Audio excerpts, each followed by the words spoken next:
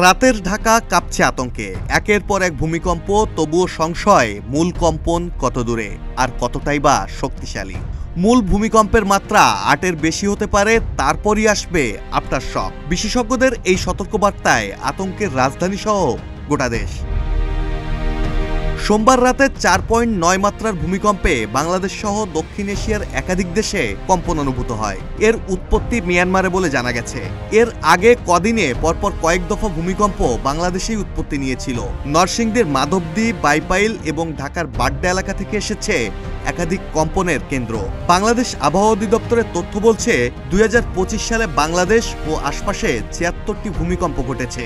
২১ নভেম্বরের ভূমিকম্পকে বিশেষজ্ঞরা ইন্টারপ্লেট কম্পন হিসেবে চিহ্নিত করেছেন। আর সতর্কতা দিয়েছেন বাংলাদেশ ফায়ার সার্ভিস ও সিভিল ডিফেন্সের সাবেক পরিচালক একেএম শাকিল নেওয়াজ।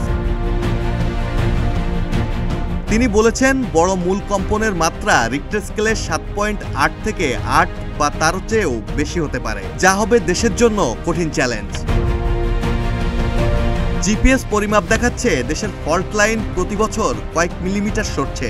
সিলেট, সুনামগঞ্জ, টাঙ্গাইল, মধুপুর এবং চট্টগ্রাম মিয়ানমার সংলগ্ন উপকূলীয় ফল্টগুলো সবচেয়ে ঝুঁকিপূর্ণ।